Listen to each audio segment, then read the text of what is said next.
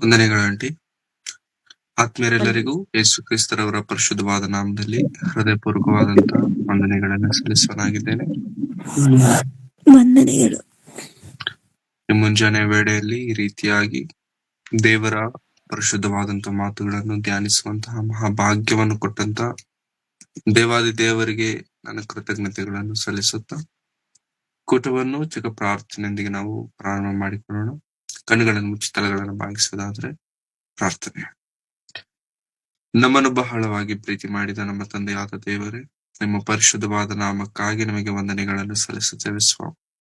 ಈ ದಿನ ನಮ್ಮನ್ನು ಎಬ್ಬಿಸಿ ನಿಮ್ಮ ವಾಕ್ಯದ ಮೂಲಕವಾಗಿ ನಮ್ಮ ದಿನವನ್ನು ಪ್ರಾರಂಭಿಸಿಕೊಳ್ಳುವ ಮಹಾಭಾಗ್ಯವನ್ನು ಕೊಟ್ಟಿದ್ದೀರ ಕರ್ತನೆ, ನಿಮಗೆ ವಂದನೆಗಳು ಸ್ವಾಮಿ.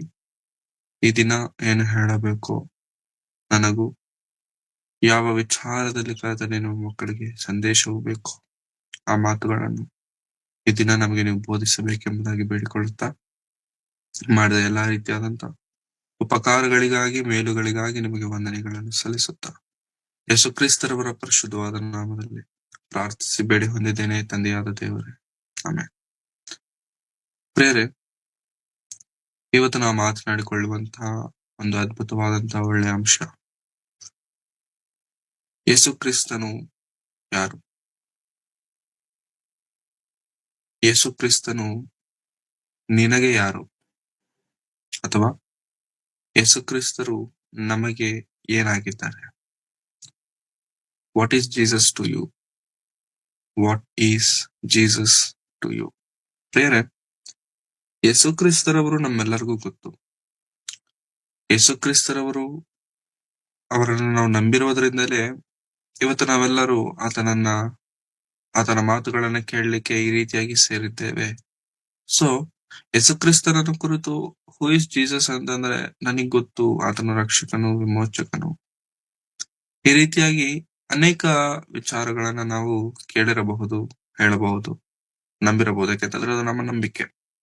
ಆದರೆ ನಿಜಕ್ಕೂ ನಿನಗೆ ನನಗೆ ಕ್ರಿಸ್ತನು ಏನಾಗಿದ್ದಾರೆ ಎನ್ನುವಂಥದ್ದು ಬಹಳ ಪ್ರಾಮುಖ್ಯ. ನಿನ್ನ ನನ್ನ ಬದುಕಿನಲ್ಲಿ ಕ್ರಿಸ್ತನ ಆ ಕಾರ್ಯ ಏನಾಗಿದೆ ಎನ್ನುವಂಥದ್ದು ಬಹಳ ಪ್ರಾಮುಖ್ಯ. ಯಾಕೆಂತಂದ್ರೆ ಯೇಸು ಕ್ರಿಸ್ತರವರನ್ನ ಅನೇಕರು ಅನೇಕ ವಿಧವಾಗಿ ಅಂಗೀಕರಿಸುತ್ತಿದ್ದಾರೆ, ಸ್ವೀಕರಿಸುತ್ತಿದ್ದಾರೆ. ಆದರೆ ನಾವು ಹೇಗೆ ಅವರನ್ನ ಸ್ವೀಕರಿಸ್ತಿದ್ದೇವೆ? ನಾವು ಹೇಗೆ ಅವರನ್ನ ನಂಬಿಕೊಂಡಿದ್ದೇವೆ? ಯಾಕೆಂತಂದ್ರೆ at the end of the day ನೀನು ದೇವರಿಗೆ ಬೇಕು, at the end of the day ನಾವು ದೇವರಿಗೆ ಬೇಕು, ನಮ್ಮ ಬದುಕುಗಳು ದೇವರಿಗೆ ಬೇಕು, ನಮ್ಮ ಮನಸ್ಸುಗಳು ದೇವರಿಗೆ ಬೇಕಾಗಿರುವಾಗ ದೇವರು ನೋಡುವಂತಹ ನಿನ್ನ ನನ್ನ ಮನಸ್ಸಿನಲ್ಲಿ ಕ್ರಿಸ್ತನನ್ನ ಹೇಗೆ ಇಟ್ಕೊಂಡಿದ್ದೇವೆ? ಕ್ರಿಸ್ತನನ್ನ ಏನಂತ ಇಟ್ಟುಕೊಂಡಿದ್ದೇವೆ? ಕ್ರಿಸ್ತನನ್ನ ಯಾವ ಪ್ರಕಾರ, ಯಾವ ರೀತಿ ನಾವು ಇಟ್ಟುಕೊಂಡಿದ್ದೇವೆ ಎನ್ನುವಂಥದ್ದು ಬಹಳ ಪ್ರಾಮುಖ್ಯ. ಹಾಗಾಗಿ who is Jesus to you, ಇದು ನಮ್ಗೆ ಅರ್ಥ ಆಗಬೇಕು ಅಂತಂದ್ರೆ ಒಂದು ಸಂದರ್ಭವನ್ನ ನಾವು ನೋಡಿಕೊಳ್ಳೋಣ. ಮತ್ತಾಯನ ಬರೆದ ಸುವಾರ್ತೆ 16ನೇ ಅಧ್ಯಾಯ. ಮತ್ತಾಯನ ಬರೆದ ಸುವಾರ್ತೆ 16ನೇ ಅಧ್ಯಾಯ 13ನೇ ವಚನದಿಂದ 16ನೇ ವಚನದವರೆಗಿರುವಂತಹ ಸಂದರ್ಭವನ್ನ ನಾವು ಓದೋಣ. 13ನೇ ವಚನದಿಂದ 16ನೇ ವಚನ. ಯೇಸು ಫಿಲಿಪ್ಪನ ಕೈಸರೆ ಎಂಬ ಪಟ್ಟಣದ ಪ್ರಾಂತ್ಯಕ್ಕೆ ಬಂದಾಗ ಜನರು ಮನುಷ್ಯಕುಮಾರನೆಂಬ ನನ್ನನ್ನು ಯಾರು ಅನ್ನುತ್ತಾರೆ ಎಂದು ತನ್ನ ಶಿಷ್ಯರನ್ನು ಕೇಳಿದ್ದಕ್ಕೆ ಅವರು, ನಿನ್ನನ್ನು ಕೆಲವರು ಸ್ನಾನಿಕನಾದ ಯೆಹೋವನು ಅನ್ನುತ್ತಾರೆ, ಕೆಲವರು ಎಲಿಯನು ಅನ್ನುತ್ತಾರೆ, ಬೇರೆ ಕೆಲವರು ಯೆರೆಮೀಯನು ಇಲ್ಲವೇ ಪ್ರವಾದಿಗಳಲ್ಲಿ ಒಬ್ಬನು ಅನ್ನುತ್ತಾರೆ ಎಂದು ಹೇಳಿದನು. ಆತನು ಅವರನ್ನು, ಆದರೆ ನೀವು ನನ್ನನ್ನು ಯಾರೆನ್ನುತ್ತೀರಿ ಎಂದು ಕೇಳಲಾಗಿ, ಸಿಮೋನ್ ಪೇತ್ರನು, ನೀನು ಬರಬೇಕಾಗಿರುವ ಕ್ರಿಸ್ತನು, ಜೀವಸ್ವರೂಪನಾದ ದೇವರ ಕುಮಾರನು ಎಂದು ಉತ್ತರ ಕೊಟ್ಟನು. Thank you sister. ಯೇಸು ಕ್ರಿಸ್ತರವರನ್ನು ಅನೇಕರು ಅನೇಕ ವಿಧವಾಗಿ ಅವತ್ತಿನ ದಿನದಲ್ಲಿದ್ದಂತ ಸಮಾಜದಲ್ಲಿರುವಂತಹ ಜನರು ಅಂದುಕೊಳ್ಳುತ್ತಿದ್ದರು. ಕೈಸರಿ ಎಂಬಂತ ಪಟ್ಟಣಕ್ಕೆ ಬಂದಾಗ ಜನರು ಮನುಷ್ಯಕುಮಾರನೆಂಬ ನನ್ನನ್ನು ಯಾರು ಅನ್ನುತ್ತಾರೆ ಎಂದು ತನ್ನ ಶಿಷ್ಯರನ್ನು ಕೇಳಿದ್ದಕ್ಕೆ ಅವರು, ನಿನ್ನನ್ನು ಕೆಲವರು ಸ್ನಾನಿಕನಾದ ಯೋಹಾನನ್ ಅನ್ನುತ್ತಾರೆ, ಕೆಲವರು ಎಲಿಯನ್ ಅನ್ನುತ್ತಾರೆ, ಬೇರೆ ಕೆಲವರು ಯೆರೆಮೀಯನು ಇಲ್ಲವೇ ಪ್ರವಾದಿಗಳಲ್ಲಿ ಒಬ್ಬನು ಅನ್ನುತ್ತಾರೆ ಎಂದು ಹೇಳಿದನು. ಅಂದ್ರೆ ಒಬ್ಬೊಬ್ಬರು ಒಂದೊಂದು ರೀತಿಯಾಗಿ ಅಂದುಕೊಳ್ತಿದ್ದಾರೆ. ಒಬ್ಬೊಬ್ರು ಒಂದೊಂದು ರೀತಿಯಾಗಿ ಮಾತನಾಡಿಕೊಳ್ಳುತ್ತಿದ್ದಾರೆ. ಒಬ್ಬರು ಸ್ನಾನಿಕನಾದ ಯೋಹಾನನು, ಒಬ್ಬರು ಯೆರೆಮೀಯನು, ಒಬ್ಬರು ಪ್ರವಾದಿಗಳಲ್ಲಿ ಒಬ್ಬನು ಎಂಬುದಾಗಿ ಹೇಳ್ಕೊಳ್ತಿದ್ದಾರೆ. ಯಾಕಂತಂದ್ರೆ ಸ್ನಾನಿಕನಾದಂತ ಯೋಹಾನನು ಯೇಸು ಕ್ರಿಸ್ತರವರು ಬರುವುದಕ್ಕಿಂತ ಮೊದಲೇ ಪ್ರಬಲನಾದಂತ ವ್ಯಕ್ತಿ. ಸ್ನಾನಿಕನಾದಂತ ಯೋಹಾನನು ಕ್ರಿಸ್ತನು ಬರುವುದಕ್ಕಿಂತ ಮೊದಲೇ ಅನೇಕರಿಗೆ ಪರಿಚಯ ಇದ್ದಂತ ಒಂದು ಸೆಲೆಬ್ರಿಟಿ ಅಂತ ನಾವು ಹೇಳ್ಕೊಳ್ಬಹುದು. ಯಾಕಂತಂದ್ರೆ ಈ ದೇವರ ಮಾರ್ಗವನ್ನ ಪ್ರಕಟಿಸಿರುವಂತದ್ದು, ದೇವರನ್ನ ನಂಬಿ ದೀಕ್ಷಾ ಸ್ನಾನವನ್ನ ಹೊಂದಿರಿ, ನಿಮ್ಮ ಪಾಪಗಳನ್ನ ತೊಳೆದುಕೊಳ್ಳಿರಿ, ನೀವು ಪಾಪಿಗಳು, ಸರ್ಪ ಸಂತಾನರು, ಈ ರೀತಿಯಾಗಿ ಆ ಪ್ರಕಟಿಸಿದಂತವರು ಯೇಸು ಕ್ರಿಸ್ತರವ್ರಿಗಿಂತ ಮೊದಲೊಬ್ರು ಇದ್ದಾರೆ, ಸ್ನಾನಿಕನಾದ ಯೋಹಾನನು.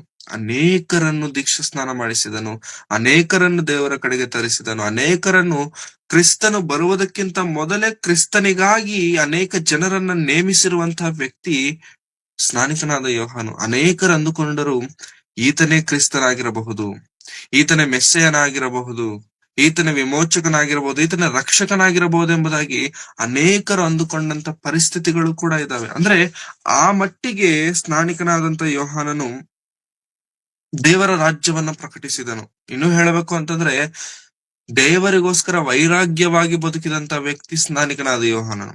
ದೇವರಿಗೋಸ್ಕರ ಪ್ರಾಣಗಳನ್ನು ಕೂಡ ಕಳಕೊಳ್ಳುವುದಕ್ಕೆ ಸಿದ್ಧನಾದಂತ ಒಂದು ಮಹಾ ವ್ಯಕ್ತಿ ಸ್ನಾನಿಕನಾದ ಯೋಹಾನನು. ಅದಕ್ಕೆ ಮೊದಲು ಬಂದಂತದ್ದು ಯೋಹಾನನಾಗಿರೋದ್ರಿಂದ, ನಂತರ ಬಂದಂತದ್ದು ಕ್ರಿಸ್ತನಾಗಿರೋದ್ರಿಂದ ಯೇಸು ಕ್ರಿಸ್ತನನ್ನು ಕುರಿತು ಅಂದುಕೊಳ್ತಿದ್ದಾರೆ ಈತನು ಸ್ನಾನಿಕನಾದ ಯೋಹಾನನಾಗಿರ್ಬೋದು. ಯಾಕೆಂತಂದ್ರೆ 2 ಅಧ್ಯಾಯಗಳಿಂದೇನೆ ಸ್ನಾನಿಕನಾದ ಯೋಹಾನನ ತಲೆನ ಕಡಿಸ್ತಾನೆ ಹೆರೋದನು, ಮರಣವಾಗ್ತಾನೆ. ಯೋಹಾನನಿಲ್ಲ. ಹಾಗಾಗಿ ಯೋಹಾನನ್ ಇಲ್ಲದೆ ಇರುವಂತ ಕಾಲದಲ್ಲಿ ಆ ಪ್ರಶ್ನೆಯನ್ನ ಕೇಳಿದಾಗ ನೀನು ಯೋಹಾನನಾಗಿರಬಹುದು, ಸ್ನಾನಿಕನಾದಂತ ಯೋಹಾನನಾಗಿರಬಹುದು ಎಂಬುದಾಗಿ ಅವ್ರು ಹೇಳ್ತಿದ್ದಾರೆ. ಇನ್ನು ಕೆಲವರು ಏನ್ ಹೇಳ್ತಿದ್ದಾರೆ ಅಂತಂದ್ರೆ ಎಲಿಯನಾಗಿರಬಹುದು, ಯು ಮಸ್ಟ್ ಬಿ ಎಲಿಯಾ ಅಂತ ಹೇಳ್ತಿದ್ದಾರೆ. ಎಲಿಯನಲ್ಲಿದ್ದಂತಹ ಲಕ್ಷಣವೇನು, ಎಲಿಯನಲ್ಲಿದ್ದಂತ ಕ್ಯಾರೆಕ್ಟರ್ ಏನು, ನಾನು ಮತ್ತೆ ಬರ್ತೇನೆ ಎಂಬುದಾಗಿ ಹೇಳಿದ್ದಾರೆ. ನಾನು ಮತ್ತೆ ಬರ್ತೇನೆ ಎಂಬುದಾಗಿ ಅಂತಂದ್ರೆ ನಾನು ಮತ್ತೆ ಬರ್ತೇನೆ ಎಂಬುದಾಗಿ ಹೇಳಬೇಕಾದ್ರೆ ಅವ್ರಿಗೋಸ್ಕರ ಕಾಯ್ಕೊಂಡಿದ್ದಾರೆ ಇಸ್ರಾಯೇಲ್ಯರು. ಅದಕ್ಕೆ ಈತನೇ ಎಲಿಯನ್ ಇರಬಹುದಾ, ಎಲಿಯನ ಲಕ್ಷಣಗಳು ಈತನಲ್ಲಿದ್ದಾವಲ್ಲ, ಎಲಿಯನ ಗುಣಗಳು ಈತನಲ್ಲಿದ್ದಾವಲ್ವಾ, ಅದಕ್ಕಾಗಿ ಈತನೇ ಇರಬಹುದಾ ಅಂತ ಅಂದ್ಕೊಂಡ್ರೆ. ಯಾಕಂತಂದ್ರೆ ಎಲಿಯನನ್ನು ಕುರಿತಾದಂತ ಒಂದು ಒಳ್ಳೆಯ ಪ್ರವಾದನೆ ಬರೆಯಲ್ಪಟ್ಟಿದೆ ಮಲಾಕಿಯಲ್ಲಿ. ಮಲಾಕಿ ಗ್ರಂಥವನ್ನ ನಾವು ನೋಡೋಣ ಪ್ರಿಯರೇ. ಮಲಾಕಿ 4ನೇ ಅಧ್ಯಾಯ 5ನೇ ವಚನ. 4ನೇ ಅಧ್ಯಾಯ 5ನೇ ವಚನ. ನಾನು ಬಂದು ದೇಶವನ್ನು ಶಾಪದಿಂದ ಹತಮಾಡದಂತೆ ಯೆಹೋವನ ಆಗಮನದ ಭಯಂಕರವಾದ ಮಹಾದಿನವು ಬರುವುದಕ್ಕೆ ಮುಂಚೆಯೇ ಪ್ರವಾದಿಯಾದ ಎಲಿಯನನ್ನು ನಿಮ್ಮ ಬಳಿಗೆ ಕಳಿಸುವೆನು. ಅವನು ತಂದೆಗಳ ಮನಸ್ಸನ್ನು ಮಕ್ಕಳ ಕಡೆಗೂ, ಮಕ್ಕಳ ಮನಸ್ಸನ್ನು ತಂದೆಗಳ ಕಡೆಗೂ ತಿರುಗಿಸುವನು.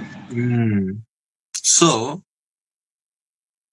ಪ್ರವಾದಿಯಾದ ಎಲಿಯನನ್ನು ನಾನು ಕಳಿಸ್ಕೊಡ್ತೇನೆ ಎಂಬುದಾಗಿ ಪ್ರವಾದನೆ ಇದೆ, ಫ್ಯೂಚರ್ ಅಲ್ಲಿ ನಡೆಯುವಂತಹ.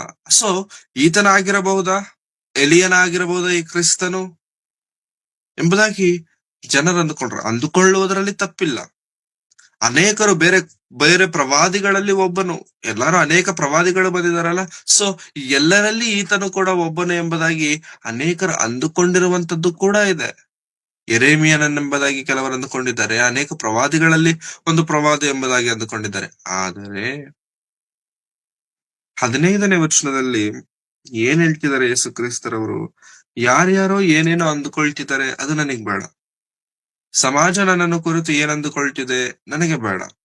ಸಮಾಜ ನನ್ನನ್ನು ಕುರಿತು ಹೇಗೆ ನೋಡುತ್ತಿದೆ, ಐ ಡೋಂಟ್ ಕೇರ್. ಯಾಕಂತಂದ್ರೆ ಅವ್ರ ಬಗ್ಗೆ ತಲೆ ಕೆಡಿಸ್ಕೊಳ್ಳುವಂತವನು ನಾನಲ್ಲ. ಒಂದ್ ವೇಳೆ ಅವ್ರ ಬಗ್ಗೆ ತಲೆ ಕೆಡಿಸ್ಕೊಳ್ಳೋದಾದ್ರೆ ನಾನು ಮನೆ ಮಾಡ್ಕೊಳ್ತಿದ್ದೆ, ಗಾಡಿ ಮಾಡ್ಕೊಳ್ತಿದ್ದೆ, ಮದ್ವೆ ಮಾಡ್ಕೊಳ್ತಿದ್ದೆ. ಯಾಕಂತಂದ್ರೆ ಸಮಾಜದಲ್ಲಿ ಇವೆಲ್ಲ ಬೇಕು, ಸಮಾಜದಲ್ಲಿ ರೆಸ್ಪೆಕ್ಟ್ ಬೇಕು ಅಂತಂದ್ರೆ ಇವೆಲ್ಲ ಬೇಕು. ಸೊ ನಾನು ಸಮಾಜಕ್ಕೆ ಹೆದರುವವನಲ್ಲ, ನಾನು ಸಮಾಜಕ್ಕೋಸ್ಕರವಾಗಿ ಬದುಕುತ್ತಿರುವಂತ ವ್ಯಕ್ತಿ ನಾನಲ್ಲ. ಅಂತದ್ರಲ್ಲಿ ಸಮಾಜ ಏನಂದುಕೊಳ್ತಿದೆ, I am least bothered about that, ನಾನು ಅದ್ರ ಬಗ್ಗೆ ಚಿಂತೆ ಮಾಡಲ್ಲ. ಬಟ್ 15ನೇ ವಚನದಲ್ಲಿ ಏನ್ ಕೇಳ್ತಿದ್ದಾರೆ ನೋಡಿ, ಆತನು ಅವರನ್ನು, 16ನೇ ಅಧ್ಯಾಯ 15ನೇ ವಚನ ಮತ್ತಾಯನ ಬರೆದ ಸುವಾರ್ತೆ. ಆತನು ಅವರನ್ನು, ಆದರೆ ನೀವು ನನ್ನನ್ನು ಯಾರನ್ನುತ್ತೀರಿ ಎಂದು ಕೇಳಲಾಗಿ. ನೀವು ನನ್ನನ್ನು ಯಾರನ್ನುತ್ತೀರಿ? ನೀವು ನನ್ನನ್ನು ಯಾರನ್ನುತ್ತೀರಿ? ನೀವು ನನ್ನ ಜೊತೆಗೆ ಇಷ್ಟು ವರ್ಷಗಳ ಕಾಲ ಪ್ರಯಾಣ ಮಾಡಿದಿರಲ್ಲ ಶಿಷ್ಯರೇ, ಇಷ್ಟು ವರ್ಷಗಳ ಕಾಲ ನನ್ನನ್ನು ನೋಡಿದಿರಲ್ಲ ಶಿಷ್ಯರೇ, ನೀವು ನನ್ನನ್ನು ಕುರಿತು ಏನ್ ಅಂದ್ಕೊಳ್ತಿದ್ದೀರಾ? ನೀವು ನನ್ನ ಬಗ್ಗೆ ಏನ್ ಅಂದ್ಕೊಳ್ತಿದ್ದೀರಾ? ನೀವು ನನ್ನ ಬಗ್ಗೆ ಕೊಡುವಂತ ಸ್ಟೇಟ್ಮೆಂಟ್ ಏನು? What have you understand? What am I to you? ನಾನು ಏನಾಗಿದ್ದೇನೆ ನಿಮ್ಮ ಜೀವನದಲ್ಲಿ? ಮತ್ತೆ ಯೇಸು ಕ್ರಿಸ್ತರವರು ನಮ್ಮನ್ನು ಕೂಡ ಕೇಳುವಂತ ಪ್ರಶ್ನೆ ಇದೆ ಪ್ರಿಯರೇ. Who is Jesus? Who is Jesus to you? Yesu ಕ್ರಿಸ್ತರವರು ನಮಗೆ ಏನಾಗಿದ್ದಾರೆ ಅಂತಂದ್ರೆ, ನನಗೆ ರಕ್ಷಕನಾಗಿದ್ದಾನೆ, ನನಗೆ ವಿಮೋಚಕನಾಗಿದ್ದಾನೆ, ನನ್ನನ್ನು ಪಾಪದಿಂದ ಬಿಡಿಸಿದ್ದಾನೆ. No, what is to you? ನಿನಗೆ ಕ್ರಿಸ್ತನು ಏನಾಗಿದ್ದಾನೆ? ನಿನಗೆ ಕ್ರಿಸ್ತನು ಏನಾಗಿದ್ದಾನೆ? ಅದು ಬಹಳ ವ್ಯತ್ಯಾಸವಿದೆ. ನಿನಗೆ ಪರ್ಸನಲ್ ಆಗಿ ನಿನ್ನ ಜೀವನದಲ್ಲಿ, ನನ್ನ ವೈಯಕ್ತಿಕವಾದಂತ ಬದುಕಿನಲ್ಲಿ ಯೇಸು ಕ್ರಿಸ್ತನನ್ನ ಹೇಗೆ ನಾವಿಟ್ಟಿದ್ದೇವೆ? ಯೇಸು ಕ್ರಿಸ್ತನನ್ನ ಏನಂತ ನಾವಿಟ್ಟಿದ್ದೇವೆ? ಇದು ಬಹಳ ಪ್ರಾಮುಖ್ಯ. ನನ್ನನ್ನು ಕುರಿತು ನೀವೇನು ಅಂದುಕೊಳ್ತಿದ್ದೀರಾ? ನನ್ನನ್ನು ಕುರಿತು ನೀವೇನು ಅಂದುಕೊಳ್ತಿದ್ದೀರಾ? ಸಮಾಜದ ಬಗ್ಗೆ ನನಗೆ ಚಿಂತೆ ಇಲ್ಲ. ಸಮಾಜ ಏನಾದ್ರೂ ಅಂದುಕೊಳ್ಳಿ, ಅವರ ಸತ್ಯವೇದ ಪ್ರಕಾರವಾಗಿ ಅಂದುಕೊಳ್ಳಿ ಅಥವಾ ಬೇರೆ ಬೇರೆ ಕಾರ್ಯಗಳನ್ನ ನೋಡಿ ಅವರು ಅಂದುಕೊಳ್ಳಲಿ. ಆದ್ರೆ ನೀವು ಏನ್ ಅಂದುಕೊಳ್ತಿದ್ದೀರಾ ನನ್ನ ಬಗ್ಗೆ? ಇಷ್ಟು ವರ್ಷಗಳ ನನ್ನ ಜೊತೆಗೆ ಪ್ರಯಾಣ ಮಾಡಿದಂತ ಶಿಷ್ಯರಾಗಿರುವಂತ ನೀವೇನ್ ಅಂದ್ಕೊಳ್ತಿದ್ದೀರಾ? ನಾವು ಯೇಸು ಕ್ರಿಸ್ತನ ಶಿಷ್ಯರಲ್ವಾ? ನಾವು ಯೇಸು ಸ್ವಾಮಿಯನ್ನ ಹಿಂಬಾಲಿಸುತ್ತಿರುವವರಲ್ವಾ? ನಾವು ಯೇಸು ಸ್ವಾಮಿಯನ್ನ ನಂಬಿದವರಲ್ವಾ? ನಂಬಿ ಇಷ್ಟು ವರ್ಷಗಳಾಗಿದೆ ಅಂತ ಹೇಳಿಕೊಳ್ಳುತ್ತಿರುವಂತ ವಿಶ್ವಾಸಿಗಳೇ ನಾವು ತಾನೆ. ಮತ್ತೆ ನಮ್ಮನ್ನು ಕುರಿತು ಕೂಡ ದೇವರು ಕೇಳುವಂತ ಮಾತು, ಯೇಸು ಕ್ರಿಸ್ತರವರು ಕೇಳುವಂತ ಮಾತು, who am I to you? ನಾನ್ ನಿನಗೆ ಏನಾಗಿದ್ದೇನೆ? ಒಳ್ಳೆಯವನಾಗಿ ಕಾಣ್ತಿದ್ದೀನ? ಕೆಟ್ಟವನಾಗಿ ಕಾಣ್ತಿದ್ದೀನ? ಹೇಗ್ ಕಾಣ್ತಿದ್ದೇನೆ ನಿನಗೆ? ನಿನ್ನ ಜೀವನದಲ್ಲಿ ನನ್ನ ಕಾರ್ಯವೇನು? ಹಳೆ ಒಡಂಬ ಯೇಸು ಕ್ರಿಸ್ತರವರ ಜೀವನದ ಕಾಲದಲ್ಲಿ ಕೆಲವರು ಅಂದುಕೊಂಡ್ರು ಈತನು ಕಾರ್ಪೆಂಟರ್ ಮಗ ಅಂತ. ಇನ್ನು ಕೆಲವರು ಅಂದುಕೊಂಡ್ರು ಈತನು ಕೆಟ್ಟವ್ರ ಜೊತೆಗೆ ಸಹವಾಸ ಮಾಡ್ತಿದ್ದಾನೆ, ಅವ್ರ ಜೊತೆಗೆ ಕೂತ್ಕೊಂಡು ತಿಂತಿದ್ದಾನೆ, ಈತನು ದೆವ್ವ ಹಿಡಿದವನು ಅಂದ್ಕೊಂಡ್ರು. ಇನ್ನು ಕೆಲವರು ಈತನು ತಿಂಡಿಬೋತನು ಅಂದ್ಕೊಂಡ್ರು. ಇನ್ನು ಕೆಲವರು ಭಯಂಕರವಾಗಿ ಅಂದುಕೊಂಡ್ರು. ಯಾರು ಏನೇ ಅಂದುಕೊಂಡರೂ ಕೂಡ ನೀನು ನಾನು ಏನ್ ಅಂದುಕೊಳ್ತಿದ್ದೇವೆ? ನೋಡೋಣ ಪ್ರಿಯರೇ, ಕೆಲವು ಮಾತುಗಳು ನೋಡಿಕೊಳ್ಳೋಣ. ಮಾರ್ಕನು ಬರೆದ ಸುವಾರ್ತೆ 6ನೇ ಅಧ್ಯಾಯ. ಮಾರ್ಕನು ಬರೆದ ಸುವಾರ್ತೆ 6ನೇ ಅಧ್ಯಾಯ 3ನೇ ವಚನ. ಇವನು ಆ ಬಡವನಾಗಿಲ್ಲವೇ? ಇವನು ಮರಿಯಳ ಮಗನಲ್ಲವೇ? ಯಾಕೋಬ, ಯೋಸೆ, ಯೂದ, ಸೀಮೆಯ ಇವರು ಅಣ್ಣನಲ್ಲವೇ? ಇವನು ತಂಗಿಯರು ಇಲ್ಲಿ ನಮ್ಮಲ್ಲಿ ಇದ್ದಾನಲ್ಲವೇ ಎಂದು ಮಾತಾಡಿಕೊಂಡು ಆತನ ವಿಷಯವಾಗಿ ಬೇಸರಗೊಂಡರು. ಯೇಸು ಅವರಿಗೆ, ಪ್ರವಾದಿಯು ಬೇರೆ ಎಲ್ಲಿದ್ದರೂ ಅವನಿಗೆ ಮರ್ಯಾದೆ ಉಂಟು, ಆದರೆ ಸ್ವದೇಶದಲ್ಲಿಯೂ ಸ್ವಂತ ಜನರಲ್ಲಿಯೂ ಸ್ವಂತ ಮನೆಯಲ್ಲಿಯೂ ಮಾತ್ರ ಮರ್ಯಾದೆ ಇಲ್ಲ ಎಂದು ಹೇಳಿದನು. ಆತನು ಅಲ್ಲಿ ಸಾಕು. Thank you. ಸೊ ಯೇಸು ಕ್ರಿಸ್ತರನ್ನು ಕುರಿತು ಅಂದಿನ ಸಮಾಜದಲ್ಲಿರುವಂತವ್ರು ಏನ್ ಅಂದ್ಕೊಳ್ತಿದಾರೆ ಅಂತ ಪ್ರಿಯರೇ, ಈತನು ಬಡಗಿಯಲ್ಲವೇ? ಈತನು ಮರಿಯಳ ಮಗನಲ್ಲವೇ? ಈತನ ತಮ್ಮಂದಿರು ತಂಗಿಯರು ನಮ್ಮ ಬಳಿಯಲ್ಲಿ ಕೆಲಸ ಮಾಡ್ತಿದ್ರಲ್ವಾ, ಅವನೇ ತಾನೆ ಇವನು? ಆತನೇ ಅಲ್ವಾ ಈತನು ಅಂದ್ಕೊಂಡಿದ್ದಾರೆ. ಅಂದ್ರೆ ಆತನ ಸಮಾಜಕ್ಕೆ ಯೇಸು ಕ್ರಿಸ್ತನ ಹೇಗೆ ಗೊತ್ತಿದ್ದಾನೆ, ಹೇಗೆ ಪರಿಚಯವಾಗಿದ್ದಾನೆ, ಹೇಗೆ ಇಂಟ್ರೊಡ್ಯೂಸ್ ಆಗಿದ್ದಾನೆ ಎಂಬುದಾಗಿ ನಾವು ನೋಡುವಾಗ, ಬಡಗೆ ಮಗನಾಗಿ, ಕಾರ್ಪೆಂಟರ್ ಆಗಿ, ಮರಿಯಳ ಮಗನಾಗಿ, ಯೋಸೇಫನ ಮಗನಾಗಿ, ಸಮಾಜಕ್ಕೆ ಕಂಡಿರುವಂತದ್ದು, ಸಮಾಜಕ್ಕೆ ಅರ್ಥ ಆಗಿರುವಂತದ್ದು. ಇನ್ನು ಹೇಗೆ ದೆವ್ವವಾಗಿ ಕೂಡ ಯೇಸು ಸ್ವಾಮಿ ಕಾಣಿಸಿದ್ದಾರೆ. 12ನೇ ಅಧ್ಯಾಯ 24 ಮತ್ತಾಯನ ಬರೆದ ಸುವಾರ್ತೆ 12ನೇ ಅಧ್ಯಾಯ 24ನೇ ವಚನ. ಆದರೆ ಫರಿಸಾಯರು ಅದನ್ನು ಕೇಳಿ, ಇವನು ದೆವ್ವಗಳ ಒಡೆಯನಾದ ಬೆಲ್ಜೆಬೂಲನ ಸಹಾಯದಿಂದ ದೆವ್ವಗಳನ್ನು ಬಿಡಿಸುತ್ತಾನೆ ಹೊರತು ಬೇರೆ ರೀತಿಯಿಂದ ಬಿಡಿಸುವುದಿಲ್ಲ ಅಂದರು. ಯಾರ ಒಡೆಯನಂತೆ? ದೆವ್ವಗಳ ಒಡೆಯನಂತೆ. ಯಾರು? ಯೇಸು ಕ್ರಿಸ್ತರವರು. ಯಾಕಂತಂದ್ರೆ ಯೇಸು ಕ್ರಿಸ್ತರನ್ನ ಕಂಡಿದ ತಕ್ಷಣ, ಯೇಸು ಸ್ವಾಮಿಯ ಕ್ರಿಯೆಗಳನ್ನ ನೋಡಿದ ತಕ್ಷಣ, ಯೇಸು ಸ್ವಾಮಿಯ ಆ ಕಾರ್ಯಗಳು ಕಂಡ ತಕ್ಷಣ ಜನರಿಗೆ ಅರ್ಥ ಆದಂತ ರೀತಿ, ಜನರು ಆಕ್ಸೆಪ್ಟ್ ಮಾಡಿದಂತ ರೀತಿ, ಜನರು ಸ್ಪಂದಿಸಿದಂತ ರೀತಿ ಹೀಗಿದೆ. ಅವರವರ ಸ್ಪಂದನೆ ಅವರವರ ಇಚ್ಛೆಗೆ ತಕ್ಕಂತೆ. ಸೊ ಅವರ ಸ್ಪಂದನೆ ಹೇಗಿದೆ ಅಂತಂದ್ರೆ, ಈತನು ದೆವ್ವಗಳಿಗೆ ಒಡೆಯನು, ನಾಯಕನು, ದೆವ್ವಗಳಿಗೆ ಒಡೆಯನು, ಹಾಗೆ ಅಂದುಕೊಂಡ್ರಂತೆ. ಯಾರು? ಕಣ್ಣು ಮುಂದೆ ಯೇಸು ಸ್ವಾಮಿ ನಡೆದಾಡುತ್ತಿರಬೇಕಾದ್ರೆ, ಕಣ್ಣಿನ ಮುಂದೆ ಅನೇಕ ಸೂಚಕ ಕಾರ್ಯಗಳನ್ನ ಮಾಡುತ್ತಿರಬೇಕಾದ್ರೆ, ಸತ್ತವರು ಎದ್ದೊಳ್ತಿದ್ದಾರೆ, ಕಣ್ಣಿಲ್ಲದವರು ಕಣ್ಣು ಹೊಂದುತ್ತಿದ್ದಾರೆ, ಕಾಲಿಲ್ಲದವರು ನಡೀತಿದ್ದಾರೆ, ಕುಷ್ಠ ರೋಗಗಳು ವಾಸಿ ಆಗ್ತಿದಾವೆ.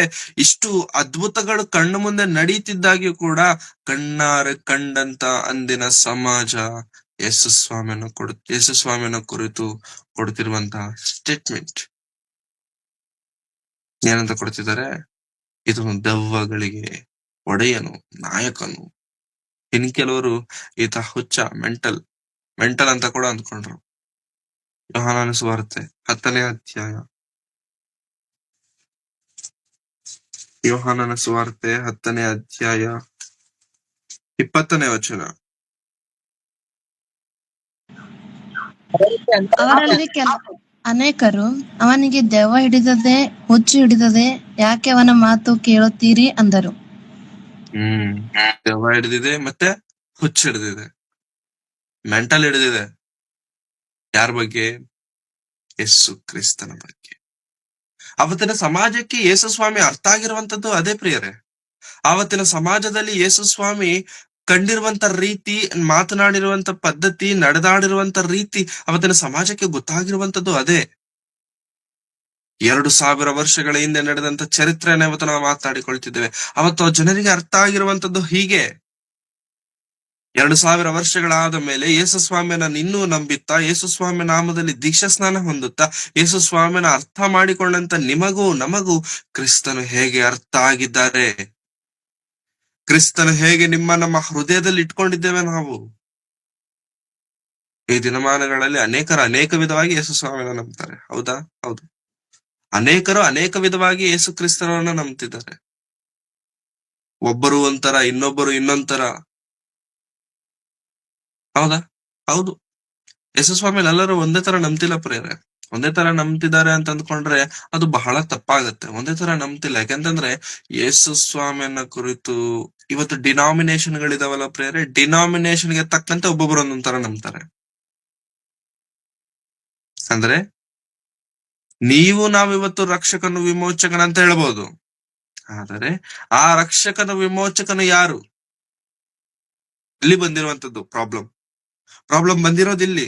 ಆ ರಕ್ಷಕನು ವಿಮೋಚಕನು ಯಾರು? Who is he? ಕೆಲವರು ಹೇಳ್ತಾರೆ ಯೇಸು ಸ್ವಾಮಿ ಯಾರೋ ಅಲ್ಲ, ಯೇಸು ಸ್ವಾಮಿ ಗಾಬ್ರಿಯೇಲ್ ದೂತನು ಎಂಬುದಾಗಿ ಹೇಳ್ತಾರೆ. ಆ ಗಾಬ್ರಿಯೇಲೇ ದೇವರ ಮಗನು ಎಂಬುದಾಗಿ ನಂಬುವಂತವ್ರು ಇದ್ದಾರೆ. ಯಾರವರು? ಯಾರು ಗೊತ್ತಾ ಪ್ರಿಯರೇ? ಗಾಬ್ರಿಯೇಲ್ ಅಲ್ಲ, ಸಾರಿ, ಮಿಕಾಯಲ್ ದೂತನು. ಮಿಕಾಯಲ್. ಜೆಹೋವಾ ವಿಟ್ನೆಸ್ ಅಂತ ಒಂದಿದೆ. ಇವಾಗ ನೀವು ಅನೇಕ ಆನ್ಲೈನ್ ವಿಡಿಯೋಸ್ ಅಲ್ಲಿ, ಯೂಟ್ಯೂಬ್ ವಿಡಿಯೋಸ್ ಅಲ್ಲಿ ಎಚ್ಚರವಾಗಿರಿ ಅಂತ ಕೇಳ್ತಿರ್ಬೋದು. ಜೆಹೋವಾ ವಿಟ್ನೆಸ್, ಯೆಹೋವನ ಸಾಕ್ಷಿಗಳೆಂಬುದಾಗಿ. ಈ ಯೆಹೋವನ ಸಾಕ್ಷಿಗಳು ನಂಬುವಂತಹ ನಂಬಿಕೆ ಏನು ಗೊತ್ತಾ? ಮಿಕಾಯೇಲನೇ ದೇವರ ಮಗನೇ ಯೇಸು ಕ್ರಿಸ್ತನು. 2000 ವರ್ಷಗಳ ಹಿಂದೆ ಭೂಮಿಗೆ ಬಂದಂತ ವ್ಯಕ್ತಿ ಯಾರೋ ಅಲ್ಲ, ಮಿಕಾಯೇಲನು. ಆತನೇ ಯೇಸು ಕ್ರಿಸ್ತನು, ಆತನೇ ತಂದೆಯಾದ ದೇವರ ಮಗನು, ಅಥವಾ ತಂದೆಯಾದ ದೇವರೇ ಕ್ರಿಸ್ತನ ರೂಪದಲ್ಲಿ ಬಂದಿದ್ದಾರೆ. ಈ ರೀತಿ ಒಬ್ಬೊಬ್ಬರು ಒಂದೊಂದು ರೀತಿ ಅಂದುಕೊಳ್ತಿದ್ದಾರೆ ಪ್ರಿಯರೇ. ಒಬ್ಬೊಬ್ಬರು ಒಂದೊಂದು ರೀತಿ ಯೇಸು ಸ್ವಾಮಿನ ಅರ್ಥ ಮಾಡಿಕೊಂಡಿದ್ದಾರೆ, ಆಕ್ಸೆಪ್ಟ್ ಮಾಡಿಕೊಂಡಿದ್ದಾರೆ, ತಿಳಿದುಕೊಂಡಿದ್ದಾರೆ. ಇನ್ನು ಇಸ್ಲಾಂ ಏನ್ ಅಂದ್ಕೊಳ್ತಿದೆ ಹೇಳಿ? ಇಸ್ಲಾಂ ಏನ್ ಅಂದ್ಕೊಳ್ತಿದೆ ಗೊತ್ತಾ? ಯೇಸು ಪ್ರವಾದಿ. ಕ್ರಿಸ್ತ ಯೇಸು ಕ್ರಿಸ್ತನನ್ನ ಪ್ರವಾದಿ ಎಂಬುದಾಗಿ ಅಂದ್ಕೊಳ್ತಿದ್ದಾರೆ. ಎಲ್ಲಾ ಪ್ರವಾದಿ ಬಂದಿದ್ದಾರೆ, ಅನೇಕ ಪ್ರವಾದಿಗಳು ಬಂದಿದ್ದಾರೆ. ಯಾಕಂತಂದ್ರೆ ಇಸ್ರಾಯೇಲ್ ಜನಾಂಗ ಅವರ ಸತ್ಯವೇದದಲ್ಲಿ ಅವರು ನಂಬಿರುವಂತ ಕುರಾನ್ ಅಲ್ಲೂ ಕೂಡ ಬರೆಯಲ್ಪಟ್ಟಿದೆ. ಸೊ ಇಸ್ಲಾಂ ಏನ್ ಅಂದ್ಕೊಳ್ತಿದೆ ಅಂತಂದ್ರೆ ಪ್ರವಾದಿ, is one of the profit. ಅವರ ದೇವರನ್ನ ಪ್ರಚುರ ಮಾಡಿಸೋದಕ್ಕೆ ಬಂದಂತ ಪ್ರವಾದಿ ಎಂಬುದಾಗಿ ಅವರು ನಂಬ್ತಾರೆ. ಅವ್ರಿಗೆ ಅರ್ಥ ಆಗಿರುವಂತ ರೀತಿ ಅದು. ನಮ್ಮ ಸಹೋದರರು ಭಾರತ ದೇಶದಲ್ಲಿ ಅನೇಕ ಹೆಚ್ಚಾದ ಪರ್ಸೆಂಟ್ ಇರುತ್ತಿರುವಂತ ಹಿಂದೂ ಸಹೋದರರು ಏನಂದ್ಕೊಳ್ತಾರೆ, ಏನಂತ ಹೇಳ್ತಿದ್ದಾರೆ, ನಮ್ಮ ಹತ್ರ ಸುಮಾರು ದೇವರುಗಳಿದ್ದಾರೆ, ಎಲ್ಲಾ ದೇವರುಗಳಲ್ಲಿ ಈತನು ಕೂಡ ಎಲ್ಲಾ ದೇವರಿದ್ದಾರೆ, ಆ ದೇವರುಗಳಲ್ಲಿ ಇವರು ಕೂಡ ಒಬ್ರು. ಅವ್ರಿಗೆ ಅರ್ಥ ಆದಂತ ರೀತಿ, ಅವರು ಯೇಸು ಸ್ವಾಮಿನ ಅಂಗೀಕರಿಸುತ್ತಿರುವಂತ ರೀತಿ. ದೇವರಲ್ಲ ಅಂತ ಹೇಳೋದಿಲ್ಲ, ಅಥವಾ ದೇವರ ಹಾಗೆ ಹೀಗೆ ಎಂಬುದಾಗಿ ಹೇಳುವಂತ ಇದ್ದಾರೆ. ಅವರು ಬೇರೆ ವಿಷಯ, ಅದನ್ನ ನಾವು ಸ್ವಲ್ಪ ತುಪ್ಪಕ್ಕೆ ಇಡೋಣ. ಆದ್ರೆ ಯೇಸುಸ್ವಾಮಿ ಇದ್ದಾರೆ, ಆತನ ಎಲ್ಲಾ ದೇವರುಗಳಲ್ಲಿ ಒಬ್ರು. ತುಂಬಾ ಜನ ಹೇಳ್ತಾರೆ, ನಾವು ಎಲ್ಲಾ ದೇವರಿಗೂ ನಮಸ್ಕಾರ ಮಾಡ್ತೀವಿ ಸರ್, ನಾವು ಎಲ್ಲಾ ದೇವರಿಗೂ ನಮಸ್ಕಾರ ಮಾಡ್ತೀವಿ ಬ್ರದರ್. ಯಾಕೆ ಮಾಡ್ತೀರಾ? ಯಾಕಂತಂದ್ರೆ ಎಲ್ಲರೂ ಒಂದೇ ಅಲ್ವಾ? ಎಲ್ಲರೂ ಒಂದೇ ತಾನೆ. ಎಲ್ಲರೂ ಒಂದೇ ಹೇಗಾಗ್ತಾರೆ? ನಮ್ಮ ಮನೆಗೆ ನಮ್ ತಂದೆ ಒಬ್ಬರೇ, ಎಲ್ಲರೂ ಒಂದೇ ಆಗ್ಲಿಕ್ಕೆ ಸಾಧ್ಯವಿಲ್ಲ. ಸೊ ಹಾಗಾಗಿ ಹಿಂದೂಗಳು ನಂಬುತ್ತಿರುವಂತ ರೀತಿ ಬೇರೆ, ಇಸ್ಲಾಂದಲ್ಲಿರುವಂತವರು ನಂಬುತ್ತಿರುವಂತ ರೀತಿ ಬೇರೆ. ಕ್ರೈಸ್ತರಲ್ಲೇ ಇದ್ದು ಜೆಹೋವ ವಿಟ್ನೆಸ್ ಎಂದು ಕರೆಯಲ್ಪಡುತ್ತಿರುವಂತ, ಯೆಹೋವನ ಸಾಕ್ಷಿಗಳೆಂದು ಕರೆಯಲ್ಪಡುತ್ತಿರುವಂತವರು ನಂಬುತ್ತಿರುವಂತ ಆ ನಂಬಿಕೆ ಬೇರೆ. ರೋಮನ್ ಕ್ಯಾಥೋಲಿಕ್ಸ್ ಅವರು ನಂಬುತ್ತಿರುವಂತ ನಂಬಿಕೆ ಬೇರೆ. ಈ ರೀತಿ ಒಂದೊಂದು ಡಿನಾಮಿನೇಷನ್ ಒಂದೊಂದು ರೀತಿಯಾಗಿ ಯೇಸು ಸ್ವಾಮಿಯನ್ನು ಅಂಗೀಕರಿಸ್ತಿದೆ. Then the question arises here. Then the question comes here. Who am I to you? ನಿನಗೆ ನಾನು ಯಾರಾಗಿದ್ದೇನೆ? ನಿನಗೆ ನಾನು ಯಾರಾಗಿದ್ದೇನೆ? ನಿನ್ನ ಪರ್ಸನಲ್ ಲೈಫ್ ಅಲ್ಲಿ ನಾನು ನಿನಗೆ ಏನಾಗಿದ್ದೇನೆ? ನಿನ್ನ ಅಂತರಂಗ ಜೀವನದಲ್ಲಿ ನಾನೇನಾಗಿದ್ದೇನೆ? ನಿನ್ನ ರಕ್ಷಣೆಯ ಈ ಜೀವನದಲ್ಲಿ ನಾನು ನಿನಗೆ ಏನಾಗಿದ್ದೇನೆ? ನನಗಿಲ್ಲಿ ಡಿನಾಮಿನೇಷನ್ ಬೇಡ, ನನಗಿಲ್ಲಿ ಯಾವ ಮತಕ್ಕೆ ನೀನು ಸೇರಿದವನು ಬೇಡ, ಯಾವ ನಂಬಿಕೆಯಲ್ಲಿ ನೀನು ಇದ್ದೀಯ ಅನ್ನುವಂಥದ್ದು ನನಗೆ ಬೇಡ. But my question is, what am I to you? Who am I to you? ನಾನು ಏನಾಗಿದ್ದೇನೆ ನಿನ್ನ ಜೀವನದಲ್ಲಿ? ನಿನ್ನ ಬದುಕಿನಲ್ಲಿ ನನ್ನ ಕಾರ್ಯವೇನು? ಸಮಾಜದ ಬಗ್ಗೆ ನಾನು ಯೋಚನೆ ಮಾಡಲ್ಲ, ಮೊದಲೇ ಸಮಾಜ ನನ್ನ 1000 ಅಂದ್ಕೊಳ್ಳಿ, ಸಮಾಜ ನನ್ನ ಬಗ್ಗೆ 1000 ಮಾತಾಡ್ಲಿ, ನೀನೇನ್ ಅಂದ್ಕೊಳ್ತಿದ್ಯಾ? ನಾನು ರಕ್ಷಣೆ ಕೊಟ್ಟಿರುವಂತದ್ದು ನಿನಗೆ, ನನ್ನ ರಕ್ತ ಕೊಟ್ಟಿರುವಂತದ್ದು ನಿನಗೆ, ನನ್ನ ಪ್ರಾಣ ಕೊಟ್ಟಿರುವಂತದ್ದು ನಿನಗೆ. ನಾನು ಭೂಮಿ ಮೇಲೆ ಬಂದಿದ್ದೆ ನಿನ್ನೊಬ್ಬನಿಗೋಸ್ಕರ. ಈ ಒಬ್ಬನು ನನ್ನ ಬಗ್ಗೆ ಏನಂದುಕೊಳ್ತಾನೋ ನನಗೆ ಬಹಳ ಪ್ರಾಮುಖ್ಯ. ನೀನು ನಾನು ದೇವರ ಬಗ್ಗೆ, ಕ್ರಿಸ್ತನ ಬಗ್ಗೆ ಹೇಗೆ ಇದ್ದೇವೆ ಅನ್ನುವಂಥದ್ದು ಆ ಕ್ರಿಸ್ತನಿಗೆ ಬಹಳ ಪ್ರಾಮುಖ್ಯ. Does that matter? ಅದು ಬೇಕಾ? ನಾನೊಬ್ನೇ ಏನ್ ಅಂದ್ಕೊಂಡ್ರೆ ಏನು? 100 ಜನ ಒಂದ್ ಅನ್ಕೊಂಡ್ ನಾನೊಬ್ನೇ ಒಂದ್ ಅಂದ್ಕೊಂಡ್ರೆ ಅದ್ರ does it make any difference ಅಂತಂದ್ರೆ yes, it makes lot of difference. ಅದು ಬಹಳ ವ್ಯತ್ಯಾಸವನ್ನ ಕೊಡುವಂತದ್ದಾಗಿದೆ. 100 ಜನರಲ್ಲಿ 99 ಜನ ಒಂದ್ ಅಂದ್ಕೊಳ್ತಾ ನಾನು ಮಾತ್ರ ಬೇರೆ ಅಂದ್ಕೊಂಡ್ರೆ ಅದು ಸರಿ ಬರುತ್ತಾ? ನಾನು ಕೂಡ ಗುಂಪಲ್ ಗೋವಿಂದ ಅಂದ್ಕೊಂಡು ಎಲ್ಲರೂ ಏನ್ ಅಂದ್ಕೊಳ್ತಿದ್ದಾರೆ, ಎಲ್ಲರೂ ಹೇಗ್ ನಂಬ್ತಿದ್ದಾರೆ, ನಾನು ಕೂಡ ಹಾಗೆ ಹೋಗ್ತೇನೆ. ಇದಲ್ಲ. 99 ಜನ ಏನ್ ಅಂದ್ಕೊಳ್ತಿದ್ದಾರೆ ಅಂತ ನನಗೆ ಬೇಡ. 100ನೇ ವ್ಯಕ್ತಿ ಆಗಿರುವಂತ ನೀನು, ಆ ಒಬ್ಬನಾಗಿರುವಂತ ನೀನು ಏನ್ ಅನ್ಕೊಳ್ತಿದೀಯ? What are you thinking? ಯಾಕೆಂತಂದ್ರೆ 99 ಮಂದಿಗಿಂತಲೂ ನೀನು ಬಹಳ ಪ್ರಾಮುಖ್ಯ. 99 ಮಂದಿಗಿಂತಲೂ ನಾವು ಬಹಳ ಪ್ರಾಮುಖ್ಯ ದೇವರಿಗೆ, ಪ್ರಿಯರೇ. ಅದಕ್ಕೆ ಶಿಷ್ಯರು ಒಬ್ಬೊಬ್ರು ಒಂದೊಂದು ಸ್ಟೇಟ್ಮೆಂಟ್ ಕೊಡ್ತಿದ್ದಾರೆ. ಸ್ವಾಮಿ, ಅವ್ರು ಹೀಗ ಅಂದ್ಕೊಳ್ತಿದ್ದಾರೆ, ಇವ್ರು ಹಾಗ ಅಂದ್ಕೊಳ್ತಿದ್ದಾರೆ, ಅವ್ರು ಹಿಂಗ ಅಂದ್ಕೊಳ್ತಿದ್ದಾರೆ, ಇವ್ರೇನೋ ನಿನ್ನ ಯೆರೆಮೀಯನ್ ಅಂದ್ಕೊಳ್ತಿದ್ದಾರೆ, ಅವರು ಎಲಿಯನ್ ಅಂದ್ಕೊಳ್ತಿದ್ದಾರೆ, ಇವ್ರೇನೋ ಸ್ನಾನಿಕನಾದ ಯೋಹಾನನ್ ಅಂದ್ಕೊಳ್ತಿದ್ದಾರೆ ಅಂತಂದಾಗ ಅವಾಗ ಯೇಸು ಸ್ವಾಮಿ ಹೇಳ್ತಿದ್ದಾರೆ, ನೀವು ನನ್ನ ಬಗ್ಗೆ ಏನ್ ಅಂದ್ಕೊಳ್ತಿದ್ದೀರಾ? ನೀವು ನನ್ನ ಬಗ್ಗೆ ಏನ್ ಅಂದ್ಕೊಳ್ತಿದ್ದೀರಾ? ಎಷ್ಟು ಮಂದಿ ಶಿಷ್ಯರು ಯೇಸುಸ್ವಾಮಿಯ ಆ ಪ್ರಶ್ನೆ ಕೇಳಿದಾಗ ಯೇಸುಸ್ವಾಮಿ ಮುಂದೆ ನಿಂತಂತ ಶಿಷ್ಯರು ಎಷ್ಟು ಮಂದಿ ಪ್ರಿಯರೇ? 12 ಮಂದಿ. 12 ಮಂದಿ ಅಂದ್ರೆ ರೌಂಡ್ ಅಪ್ ಮಾಡಿದರೆ ಯೇಸುಸ್ವಾಮಿನ, ಸುತ್ತ ನಿಂತ್ಕೊಂಡಿದ್ದಾರೆ. 12 ಮಂದಿ is not A small number. ಕೆಲವೊಬ್ರು ಸಭೆಗೆ ಬರೋರೆ 12 ಮಂದಿ ಇರ್ತಾರೆ, ಕೆಲವೊಬ್ರು ಚರ್ಚ್ಗಳಿಗೆ ಬರುವಂತವ್ರೆ 10 ಜನ ಇರ್ತಾರೆ, ಕೆಲವೊಬ್ರು ಸಭೆಗೆ ಬರುವಂತವ್ರೆ 5 ಮಂದಿ 6 ಮಂದಿ ಇರ್ತಾರೆ, ಒಂದು ಕುಟುಂಬ ಇರುತ್ತೆ. ನಾನ್ ತಪ್ಪಂತ ಹೇಳ್ತಿಲ್ಲ, ಅದು ಸರಿ ಅಲ್ಲ ಅಂತ ನಾನು ಹೇಳ್ತಿಲ್ಲ. ಬಟ್ ಅವತ್ತು ಯೇಸುಸ್ವಾಮಿನ ಹಿಂಬಾಲಿಸುತ್ತಿರುವಂತವರೇ 12 ಮಂದಿ ಅಂತಂತಂದ್ರೆ ಅಂದ್ಕೊಳ್ಳಿ, ಅಥವಾ ಅರ್ಥ ಮಾಡ್ಕೊಳ್ಳಿ, it's not A small number, it's not A joke. ಬಹಳ ಅದ್ಭುತವಾದಂತ ಸಂಗತಿ, ಬಹಳ ವಿಶೇಷವಾದಂತ ಸಂಗತಿ.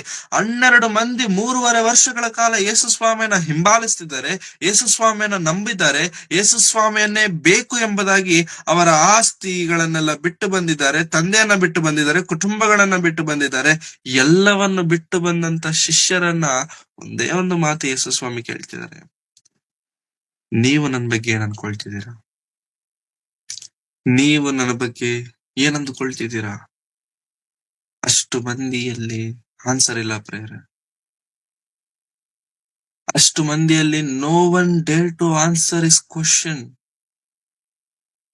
ಯಾರಿಗೂ ಉತ್ತರ ಗೊತ್ತಿಲ್ಲ. ಯಾಕೆ ನಂಬಿದ್ದೇನೆ, ಯಾಕೆ ಬಂದಿದ್ದೇನೆ, ಯಾಕೆ ಬೈಬಲ್ ಓದ್ತೇನೆ. But when you ask question, ಯಾವಾಗಾದ್ರೆ ನೀನು ಪ್ರಶ್ನೆನ ಕೇಳ್ತೀಯ ಡೈರೆಕ್ಟ್ ಆಗಿ, I have no answer. Why? ಯಾಕೆ ಅಂತಂದ್ರೆ ನನಗೆ ಆ ಪ್ರಶ್ನೆಗೆ ಉತ್ತರ ಗೊತ್ತಿಲ್ಲ. ಪ್ರಶ್ನೆಗೆ ಉತ್ತರ ಗೊತ್ತಿಲ್ಲ. ಇದೇನು ನಿನ್ನ ಏನಂತಾರೆ, ಕಲೆಕ್ಟರ್ ಮಾಡುವಂತ ಪ್ರಶ್ನೆನ, UPSC ಪ್ರಶ್ನೆನ, ಇನ್ನೇನಾದ್ರೂ ಬೇರೆ ಪ್ರಶ್ನೆನ? ಅಲ್ವಲ್ಲ. ಇಷ್ಟು ವರ್ಷ ನಿನ್ನ ನಂಬಿಕೆಗೆ ಹಾಕುತ್ತಿರುವಂತ ಪ್ರಶ್ನೆ, ಇಷ್ಟು ವರ್ಷ ಕ್ರಿಸ್ತನ ಜೊತೆಗೆ ನಡೆದಂತ ಈ ಮಾರ್ಗಕ್ಕೆ ಹಾಕುತ್ತಿರುವಂತ ಪ್ರಶ್ನೆ, what are you thinking? How are you accepting Jesus? ಯೇಸುಸ್ವಾಮಿ ನನ್ನ ಜೀವನದಲ್ಲಿ ಎಂಥ ಪ್ರಭಾವವನ್ನ ಬೀರಿದ್ದಾರೆ. ಯಾರು ಮಾತಾಡಿಲ್ಲ ಪ್ರಿಯರೇ. 12 ಮಂದಿಯಲ್ಲಿ ಯಾರು ಮಾತನಾಡಿಲ್ಲ. ಯಾಕೆ ಗೊತ್ತಾ ಪ್ರಿಯರೇ? ಸರಿಯಾಗಿ ಅರ್ಥ ಆಗಿಲ್ಲ ಯೇಸುಸ್ವಾಮಿ. ಯೇಸು ಕ್ರಿಸ್ತರವರು ಸರಿಯಾಗಿ ಅರ್ಥ ಆಗಿಲ್ಲ ಇನ್ನು ಅವರಿಗೆ. ನಂಬಿದ್ದಾರೆ, ಬಂದಿದ್ದಾರೆ, ಮನೆ ಬಿಟ್ಟಿದ್ದಾರೆ, ತ್ಯಾಗಗಳು ಮಾಡಿದ್ದಾರೆ, ಸೇವೆ ಮಾಡ್ತಿದ್ದಾರೆ, ಭಕ್ತಿ ಇದೆ, ಎಲ್ಲ ಇದೆ. ಯೇಸುಸ್ವಾಮಿ ಏನಾದ್ರೂ ಹೇಳ್ತಾರ ಅದು ಮಾಡುವಂತ ಭಕ್ತಿ ಅವರಿಗಿದೆ, ಎಲ್ಲವನ್ನ ಬಿಟ್ಟು ಬರುವಂತ ತ್ಯಾಗದ ಹೃದಯ ಅವರಿಗಿದೆ, ಎಲ್ಲವನ್ನ ಬಿಟ್ಟು ದೇವರಿಗೋಸ್ಕರವೇ ಸಮರ್ಪಿಸಿಕೊಳ್ಳುವಂತಹ ಸಮರ್ಪಣೆಯ ಜೀವನವರಿಗಿದೆ. ಬಟ್ ನನ್ನ ಬಗ್ಗೆ ನೀವೇನ್ ಅಂದುಕೊಳ್ತಿದ್ದೀರಾ ಅಂತ ಕೇಳಿದಾಗ ಉತ್ತರಗಳು ಬರ್ತಿಲ್ಲ. ಇವತ್ತು ಯೇಸುಸ್ವಾಮಿ ನಮ್ಮನ್ನು ಕೂಡ ಕೇಳುವಂತ ಪ್ರಶ್ನೆ ಅದೇ, ನನ್ನ ಬಗ್ಗೆ ನೀವೇನ್ ಅಂದ್ಕೊಳ್ತಿದ್ದೀರಾ? ಯಾಕಂತಂದ್ರೆ ಪ್ರಿಯರೇ, ಸತ್ಯವೇದವನ್ನ ನಾವು ಒಮ್ಮೆ ತಿರುಗಿಸಿ ನೋಡುವಾಗ ಅನೇಕರು ಅನೇಕ ವಿಧವಾಗಿ ಯೇಸುಸ್ವಾಮಿನ ಅಂದುಕೊಂಡಿದ್ದಾರೆ, ಅನೇಕರು ಅನೇಕ ವಿಧವಾಗಿ ಯೇಸುಸ್ವಾಮಿನ ಅಂಗೀಕರಿಸಿದ್ದಾರೆ, ಅರ್ಥ ಮಾಡಿಕೊಂಡಿದ್ದಾರೆ, ತಿಳಿದುಕೊಂಡಿದ್ದಾರೆ. ಯೇಸುಸ್ವಾಮಿನ ಹೇಳ್ತಾರಲ್ಲ, ನಾನು ಒಳ್ಳೆ ಕುರುಬನು, ನಿಮ್ಗೆ ಹೆಂಗ ಕಾಣಿಸ್ತದೆ? ನಾನು ಒಳ್ಳೆ ಕುರುಬನ, ನಿಮಗೆ ನಾನು ತಂದೆ ಒಂದೇ. ಈ ರೀತಿ ಅನೇಕ ವಿಷಯವನ್ನ ನಾವು ನೋಡುವಾಗ, ನಾನೇ ಜೀವದ ರೊಟ್ಟಿ ಆಗಿದ್ದೇನೆ, ನನ್ನನ್ನು ತಿನ್ನಿ, ನನ್ನನ್ನು ಕುಡೀರಿ. ಸತ್ಯವೇದದಲ್ಲಿ ಯೇಸುಸ್ವಾಮಿ ತನ್ನನ್ನು ಕುರಿತು ಹೇಳಿಕೊಳ್ಳುವಂತ ರೀತಿ ಅಥವಾ ಪದ್ಧತಿ, ನಾನು ಲೋಕಕ್ಕೆ ಬೆಳಕಾಗಿದ್ದೇನೆ, ನಾನು ಲೋಕಕ್ಕೆ ರಕ್ಷಕನಾಗಿದ್ದೇನೆ, ನಾನು ದೇವರ ಕುಮಾರನಾಗಿದ್ದೇನೆ, ನಾನು ಪರಲೋಕಕ್ಕೆ ಸೇರುವುದಕ್ಕೆ ಬಾಗಿಲಾಗಿದ್ದೇನೆ, ನಾನೇ ಮಾರ್ಗವಾಗಿದ್ದೇನೆ, ಜೀವವಾಗಿದ್ದೇನೆ, ಸತ್ಯವಾಗಿದ್ದೇನೆ. ಹೌದಾ? ಅನೇಕ ಮಾತುಗಳನ್ನ ಯೇಸು ಕ್ರಿಸ್ತರವರು ತನ್ನ ಜೀವನಗಳಲ್ಲಿ ತನ್ನನ್ನು ಕುರಿತು ತಾವು ಹೇಳ್ಕೊಂಡಿದ್ದಾರೆ. ತನ್ನನ್ನು ಕುರಿತು ತಾನು ಕೊಟ್ಟಂತ ಸ್ಟೇಟ್ಮೆಂಟ್ ಅದಾಗಿದೆ. ಸತ್ಯವೇದದಲ್ಲಿ ಇನ್ನು ಕೆಲವರು ಭಕ್ತರು ಯೇಸುಸ್ವಾಮಿನ ಕುರಿತು ಕಾಯ್ಕೊಂಡು ಯೇಸುಸ್ವಾಮಿನ ಬಗ್ಗೆ ಅರ್ಥ ಮಾಡಿಕೊಂಡಿರುವಂತ ಕೆಲವರು ಭಕ್ತರಿದ್ದಾರೆ. ಅವ್ರು ಏನಂದ್ಕೊಳ್ತಿದ್ದಾರೆ ಅಂತಂದ್ರೆ, ಲೂಕನ ಬರೆದ ಸುವಾರ್ತೆ 2ನೇ ಅಧ್ಯಾಯ 28ನೇ ವಚನ ನೋಡೋಣ. ಲೂಕನ ಬರೆದ ಸುವಾರ್ತೆ 2ನೇ ಅಧ್ಯಾಯ 28.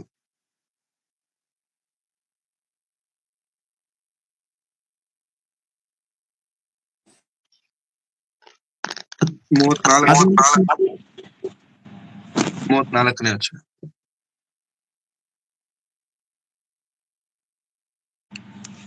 ಸೀಮೋನನು ಅವರನ್ನು ಆಶೀರ್ವದಿಸಿ ತಾಯಿಯಾದ ಮರಿಯಳಿಗೆ, ಇಗೋ, ಈತನು ಇಸ್ರಾಯೇಲ್ ಜನರಲ್ಲಿ ಅನೇಕರು ಬೀಳುವುದಕ್ಕೂ ಅನೇಕರು ಏಳುವುದಕ್ಕೂ ಕಾರಣನಾಗಿರುವನು, ಮತ್ತು ಜನರು ಎದುರು ಮಾತಾಡುವುದಕ್ಕೆ ಗುರುತಾಗಿರುವನು. ಹೀಗೆ ಬಹುಜನರ ಅಂತರಂಗದ ವಿಚಾರಗಳು ಬಯಲಿಗೆ ಬಂದವು. ಇದಕ್ಕೆ ಈತನು ಹುಟ್ಟಿದ್ದು. ಇದಲ್ಲದೆ ನಿನ್ನ ಸಾಕು. ಇದಕ್ಕೆ ಈತನು ಹುಟ್ಟಿದ್ದು. ಯಾವುದಕ್ಕೆ ಹುಟ್ಟಿದ್ದಾನೆಂತೆ? ಜನರು ಅಂತರಂಗದ ವಿಚಾರಗಳನ್ನು ಬಯಲಿಗೆ ತರುವುದಕ್ಕೆ, ಬಹುಜನರನ್ನ ಅಂತರಂಗದ ವಿಚಾರಗಳನ್ನ ಬಯಲಿಗೆ ತರುವುದಕ್ಕೆ ಅಂತ ಹೇಳ್ತಾ 29ನೇ ವಚನದಲ್ಲಿ, ಒಡೆಯನೇ, ನಿನ್ನ ಮಾತು ನೆರವೇರಿತು. ಈಗ ಸಮಾಧಾನದಿಂದ ಹೋಗುವುದಕ್ಕೆ ನಿನ್ನ ದಾಸನಿಗೆ ಅಪ್ಪಣೆ ಆಯಿತು. ನೀನು ನೇಮಿಸಿರುವ ರಕ್ಷಕನನ್ನು ನಾನು ಕಣ್ಣಾರೆ ಕಂಡೆನು. ಎಲ್ಲಾ ಜನಗಳಿಗೆ ಪ್ರತ್ಯಕ್ಷನಾಗಲಿ ಎಂದು ಆತನನ್ನು ಒದಗಿಸಿಕೊಟ್ಟಿದ್ದಿ. ಆತನು ಅನ್ಯ ದೇಶದವರಿಗೆ ಜ್ಞಾನೋದಯ ಬೆಳಕು, ನಿನ್ನ ಪ್ರಜೆಯಾದ ಇಸ್ರಾಯೇಲ್ಯರಿಗೆ ಕೀರ್ತಿ ಎಂದನು. ಸಿಮೆಯೋನನು ಯೇಸು ಸ್ವಾಮಿಯ ಜನನಕ್ಕೋಸ್ಕರವಾಗಿ ಕಾಯುತ್ತಿರುವಂತಹ ಒಂದು ಮಹಾಭಕ್ತನು, ರಕ್ಷಕನನ್ನ ಕಾಣಬೇಕಂತ ಎದುರು ನೋಡುತ್ತಿದ್ದಂತ ಒಂದು ಮಹಾ ವ್ಯಕ್ತಿ ಸಿಮೆಯೋನನು ಏನಂತ ಹೇಳ್ತಿದ್ದಾನೆ? ಈತನು ರಕ್ಷಕನು. He is my saviour. ಈ ರಕ್ಷಕನನ್ನ ನಾನು ಕಣ್ಣಾರೆ ನೋಡಿದ್ದೇನೆ. ಇನ್ನು ಸಮಾಧಾನದಿಂದ ಹೋಗ್ತೇನೆ, ಸಮಾಧಾನದಿಂದ ನಾನು ಪ್ರಾಣ ಬಿಡ್ತೇನೆ, ಸಮಾಧಾನದಿಂದ ನಾನು ಸತ್ತೋಗ್ತೇನೆ. ನತಾನಿಯೇಲನು ದಿನ ಕತ್ತಲಲ್ಲಿ ಬರ್ತಾನೆ ಪ್ರಿಯರೇ. ನತಾನಿಯೇಲನು ಒಂದು ದಿನ ಕತ್ತಲಲ್ಲಿ ಬಂದು ಯೇಸು ಸ್ವಾಮಿ ಹತ್ರ ಬಂದು ಮಾತನಾಡಕ್ ಬರ್ತಾನೆ. ಏನಂತ ಮಾತನಾಡಕ್ ಬರ್ತಾನೆ? ಏನಂತ? ಯೋಹಾನನ ಬರೆದ ಸುವಾರ್ತೆ 1ನೇ ಅಧ್ಯಾಯ, ಯೋಹಾನನ ಬರೆದ ಸುವಾರ್ತೆ ಮಾತನಾಡ್ತಾ ಒಂದು ಮಾತನ್ನ ಹೇಳ್ತಾನೆ ಪ್ರಿಯರೇ. 1ನೇ ಅಧ್ಯಾಯ 49ನೇ ವಚನ ಏನಂತ ಹೇಳ್ತಿದ್ದಾರೆ ನೋಡಿ. ಅದಕ್ಕೆ ನತಾನಯೇಲನು, ಗುರುವೇ, ನೀನು ದೇವಕುಮಾರನು ಸರಿ, ನೀನೇ ಇಸ್ರಾಯೇಲಿನ ಅರಸನು ಅಂದನು. ಏನಂತ ಹೇಳ್ತಿದ್ದಾರೆ ಯೇಸು ಸ್ವಾಮಿಯನ್ನ ನತಾನಿಯೇಲನು? ಗುರುವೇ, ಇಬ್ರಿ ಭಾಷೆಯಲ್ಲಿ ಹೇಳ್ಬೇಕಂದ್ರೆ ರಬ್ಬೂನಿ, ರಬ್ಬಿ, ಗುರುವೇ, ಮಾಸ್ಟರ್. ಯೇಸು ಸ್ವಾಮಿಯ ಮಾತುಗಳು ಕೇಳಿದಾಗ, ಯೇಸು ಸ್ವಾಮಿಯ ಆ ಒಂದು ಚರಿತ್ರೆಯನ್ನ ಕಂಡಾಗ ನತಾನಿಯೇಲನಿಗೆ ಅರ್ಥ ಆಗಿರುವಂತದ್ದು ಒಂದೇ, ಈಸ್ ಮಾಸ್ಟರ್, ಈತನು ಗುರು. 66 ಪುಸ್ತಕಗಳಲ್ಲಿರುವಂತ ಯೇಸು ಕ್ರಿಸ್ತನ ಮಾತುಗಳನ್ನ ಹೊಸ ಒಡಂಬಡಿಕೆಯಲ್ಲಿ ಪ್ರತ್ಯೇಕವಾಗಿ ಬರೆಸಲ್ಪಟ್ಟಂತ 4 ಸುವಾರ್ತೆಗಳಲ್ಲಿರುವಂತ ಯೇಸು ಕ್ರಿಸ್ತನ, ಯೇಸು ಸ್ವಾಮಿಯ ಜೀವನ ಚರಿತ್ರೆಯನ್ನ ಓದಿರುವಂತ ಕ್ರೈಸ್ತರಾಗಿರುವಂತ ನಮಗೆ ಯೇಸು ಕ್ರಿಸ್ತನು ಹೇಗೆ ಅರ್ಥ ಆಗಿದ್ದಾರೆ, ಏನೆಂದು ಅರ್ಥ ಆಗಿದ್ದಾರೆ, ಎನ್ನುವಂಥದ್ದು ಬಹಳ ಪ್ರಾಮುಖ್ಯ. ಏನೆಂದು ಅರ್ಥ ಆಗಿದ್ದಾರೆ ಅನ್ನುವಂಥದ್ದು ಬಹಳ ಪ್ರಾಮುಖ್ಯ ಪ್ರೇರೆ. ಅದಕ್ಕೆ who is Jesus to you? Yesu ಸ್ವಾಮಿ ನಿನಗೇನಾಗಿದ್ದಾನೆ? ಯೇಸು ಸ್ವಾಮಿ ನಿನಗೆ ಹೇಗೆ ನಿನ್ನ ಹೃದಯಕ್ಕೆ ಸ್ಪಂದಿಸ್ತಿದ್ದಾನೆ? ಅದಿಲ್ಲ ಅಂತಂದ್ರೆ ಬಹಳ ಕಷ್ಟ. ಅದಕ್ಕೆ ಉತ್ತರ ಸಿಕ್ಕಿಲ್ಲ ಅಂತಂದ್ರೆ ಬಹಳ ಕಷ್ಟ. It may be different answers. ನನಗೆ ಒಂದು ಆನ್ಸರ್ ಆಗಿರ್ಬೋದು, ನಿಮಗೆ ಒಂದು ಆನ್ಸರ್ ಆಗಿರ್ಬೋದು. It's not mandatory to have same answer for every one. ಅಂದ್ರೆ ಎಲ್ಲರೂ ಒಂದೇ ಉತ್ತರ ಬರಬೇಕಾರಂತ ಅವಶ್ಯಕತೆ ಇಲ್ಲ. ಎಲ್ಲರೂ ಒಂದೇ ತರ ಬರೆದ್ರೆ ಮಾರ್ಕ್ಸ್ ಕೊಡ್ತೇನೆ? No, it's all about you. ಇದು ಎಲ್ಲವೂ ನನ್ನ ವೈಯಕ್ತಿಕವಾದಂತ ಜೀವನಕ್ಕೆ ಸಂಬಂಧಪಟ್ಟಿರುವಂತದ್ದು. How you are accepting Jesus, how am I accepting Jesus, how I understood Jesus. ನನಗೆ ಯೇಸು ಸ್ವಾಮಿ ಹೇಗೆ ಅರ್ಥ ಆಗಿದ್ದಾರೆ, ನಾನು ಏನ್ ಅಂದುಕೊಳ್ತಿದ್ದೇನೆ, ಇಟ್ಸ್ ಮೈ ಪರ್ಸನಲ್ ಥಾಟ್. ಅದು ನನ್ನ ವೈಯಕ್ತಿಕವಾದಂತಹ ಉದ್ದೇಶ, ಅದು ನನ್ನ ವೈಯಕ್ತಿಕವಾದಂತ ನಿರ್ಣಯ. It's my personal decision. So what is your personal decision? ನಮ್ಮ ವೈಯಕ್ತಿಕ ನಿರ್ಣಯಗಳೇನು? ಯೇಸು ಸ್ವಾಮಿ ಯಾರು? I am not giving you the answer. ಇವತ್ತು ನಾನು ನಿಮಗೆ ಉತ್ತರ ಕೊಡ್ತಿಲ್ಲ. What I am trying to give you is, ನಾನು ಏನ್ ಕೊಡ್ಲಿಕ್ಕೆ, ನಾನು ಏನ್ ಹೇಳಲಿಕ್ಕೆ ಇಷ್ಟಪಡ್ತಿದ್ದೇನೆ ಅಂತಂದ್ರೆ, ಎಚ್ಚರಿಸೋದಕ್ಕೆ ಇಷ್ಟಪಡ್ತಿದ್ದೇನೆ, ಅರ್ಥ ಮಾಡಿಸೋದಕ್ಕೆ ನಾನು ಇಷ್ಟಪಡ್ತಿದ್ದೇನೆ. ಒಮ್ಮೆ ನಮ್ಮ ಭಕ್ತಿಯನ್ನ ನಾವು ರಿವೈಸ್ ಮಾಡ್ಕೊಳ್ಳೋದಕ್ಕೆ ನಾನು ಪ್ರಯತ್ನಿಸ್ತಿದ್ದೇನೆ. ಒಮ್ಮೆ ನಮ್ಮನ್ನ ನಾವು ನಮ್ಮ ಭಕ್ತಿಯಲ್ಲಿ ಸರಿಯಾಗಿದ್ದೇವೋ ಇಲ್ಲವೋ ಎಂಬುದಾಗಿ ಒಮ್ಮೆ ಒಮ್ಮೆ ಒನ್ಸ್ ಅಗೈನ್ ರೀಥಿಂಕ್ ಮಾಡಿ ಎಂಬುದಾಗಿ ನಾನು ಹೇಳ್ತಿದ್ದೇನೆ. ಯಾಕೆಂತಂದ್ರೆ ಇದು ಪುನಾದಿ, ಇಟ್ಸ್ ಎ ಬೇಸ್ಮೆಂಟ್. ಬೇಸ್ಮೆಂಟ್ ನಮ್ಗೆ ಸರಿ ಇಲ್ಲ ಅಂದ್ಕೊಳ್ಳಿ, ಬೇಸ್ಮೆಂಟ್ ನಮ್ಗೆ ಕರೆಕ್ಟ್ ಆಗಿ ಪರ್ಫೆಕ್ಟ್ ಆಗಿ ಸ್ಟೇಬಲ್ ಆಗಿಲ್ಲ ಅಂತ ಅಂದ್ಕೊಳ್ಳಿ. ಇಲ್ಲ, ನನ್ ದೊಡ್ಡ ಮನೆ ನೋಡಿ ಖುಷಿ ಪಡೋದಕ್ಕಿಂತ ಬೇಸ್ಮೆಂಟ್ ಸರಿಯಾಗಿ ಹಾಕಿದ್ದೇನೆ ಅನ್ನುವಂತ ಧೈರ್ಯ ಬೇಕು. ಬೇಸ್ಮೆಂಟ್ ಹಂಗೆ ಹಿಂಗಂದ್ರೆ ಹಂಗ ಹಾಕ್ಬಿಟ್ಟು ಮನೆ ಮಾತ್ರ ದೊಡ್ಡದಾಗಿ ಕಟ್ಟಿದ್ರೆ ಮನೆ ನೋಡಿ ಸಂತೋಷ ಪಡೋದಕ್ಕಿಂತ ಹೆಚ್ಚು ದುಃಖ ಪಡ್ಬೇಕಾಗತ್ತೆ. ಯಾಕಂತಂದ್ರೆ ಮನೆ ಏನೋ ಕಟ್ಟಿದ್ದೇನೆ, ಆದ್ರೆ ಅಡಿಪಾಯ ಬೇಸ್ಮೆಂಟ್ ಕರೆಕ್ಟ್ ಆಗಿಲ್ಲ. ನನ್ನ ಭಕ್ತಿಯ ಬೇಸ್ಮೆಂಟ್ ಕರೆಕ್ಟ್ ಆಗಿದೆಯಾ? ನಮ್ಮ ಭಕ್ತಿಯ ಅಡಿಪಾಯ ಕರೆಕ್ಟ್ ಆಗಿದೆಯಾ? ಬಹಳ ಪ್ರಾಮುಖ್ಯ ಪ್ರಿಯರೇ. Who is Jesus to you today? 2025ನೇ ವರ್ಷದಲ್ಲಿ who is Jesus to you? What is Jesus to you? How did you understood him? ಯೇಸು ಕ್ರಿಸ್ತರವರನ್ನ ಹೇಗೆ ಅರ್ಥ ಮಾಡಿಕೊಂಡಿದ್ದೀರಿ, ಹೇಗೆ ಅರಿತುಕೊಂಡಿದ್ದೀರಿ? It plays a very important role. It is very important for every Christian. ಇದು ಕ್ರೈಸ್ತರಾಗಿರುವಂತೆಲ್ಲರಿಗೂ ಅದು ಬಹಳ ಪ್ರಾಮುಖ್ಯ. 12 ಮಂದಿ ಇದ್ದಾರೆ, 12 ಮಂದಿ ಬಾಯಿ ಬಿಟ್ಟು ಮಾತನಾಡ್ತಿಲ್ಲ ಪ್ರಿಯರೇ. 12 ಮಂದಿನೂ ಕೂಡ ಬಾಯಿ ಬಿಟ್ಟು ಮಾತನಾಡ್ತಿಲ್ಲ.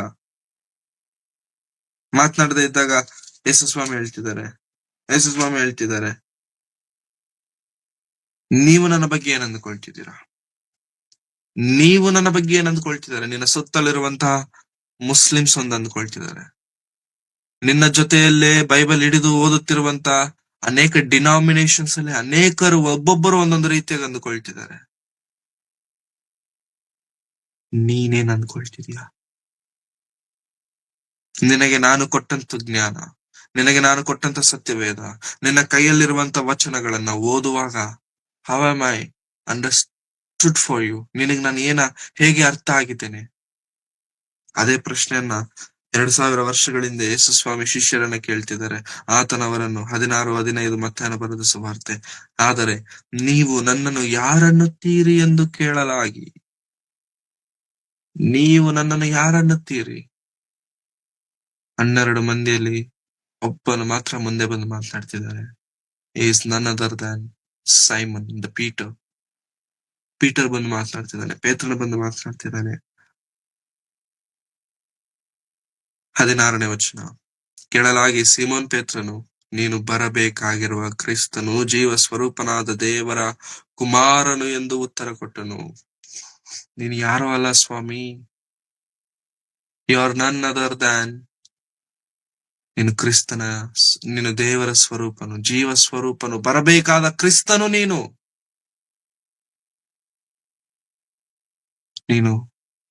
ಕಾರಣ ಜನ್ಮನು. 12 ಮಂದಿ ಹೇಳಿಲ್ಲ ಪ್ರಿಯರೇ, 11 ಮಂದಿ ಮಾತಾಡಿಲ್ಲ ಪ್ರಿಯರೇ, 11 ಮಂದಿಗೆ ಮಾತನಾಡ್ಲಿಕ್ಕೆ ಬಾಯಿ ಬಂದಿಲ್ಲ ಪ್ರಿಯರೇ. 11 ಮಂದಿಯಲ್ಲಿ ಇನ್ನೊಬ್ಬನ ತೆಗೆದು ಬಿಡೋಣ, ಇಸ್ಕರಿಯೋತ್ ಯೂದನನ್ನ ತೆಗೆದು ಬಿಡೋಣ. ಅವನ ಯೋಚನೆ, ಅವನ ಉದ್ದೇಶ, ಅವನ ಪ್ಲಾನ್ ಎಲ್ಲ, ಅವನ ಕಣ್ಣೆಲ್ಲ ಎಲ್ಲಿದೆ? ಚೀಲದ ಮೇಲಿದೆ, ಕಾಣಿಕೆ ಚೀಲದ ಮೇಲಿದೆ. ಅವನು ಸ್ವಲ್ಪ ಹೊತ್ತು ನಾವು ಪಕ್ಕಕ್ಕಿಟ್ರೆ ಮಿಕ್ಕಿದ 10 ಮಂದಿಗೆ ಏನಾಯ್ತು?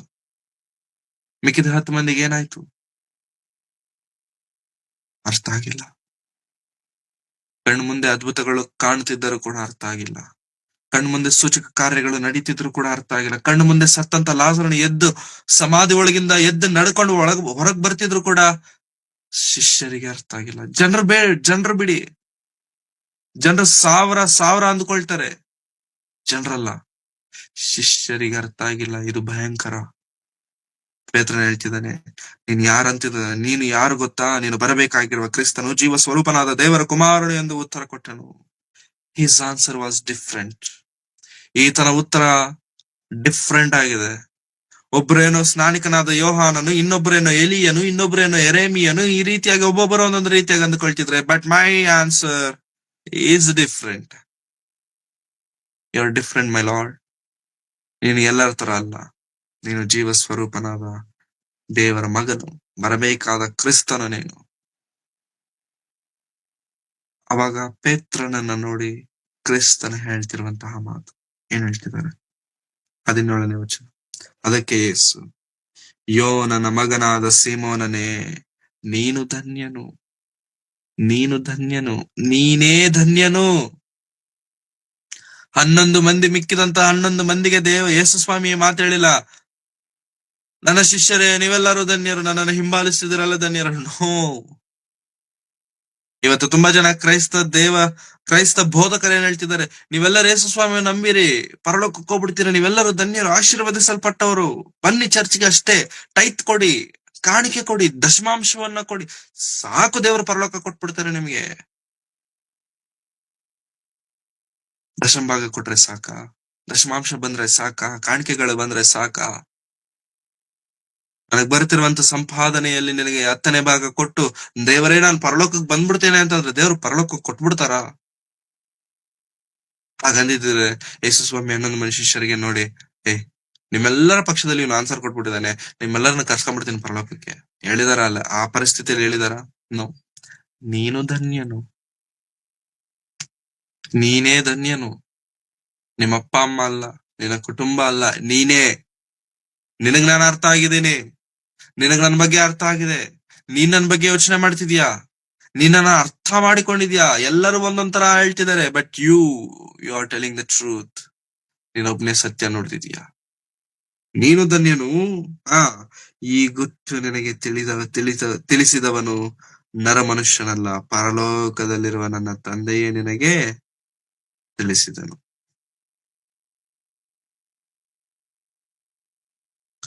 ಕ್ರಿಸ್ತನು ಯಾರು ಎಂಬಂತ ಪ್ರಶ್ನೆಗೆ ಸರಿಯಾದ ಉತ್ತರ ನಮಗೆ ಸಿಗೋದಾದ್ರೆ, ಆ ಉತ್ತರ ತಿಳಿಸಿದವರು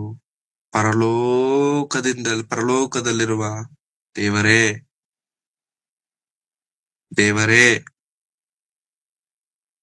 do we know the answer? ನಮಗೆ ಗೊತ್ತಾ ಉತ್ತರ?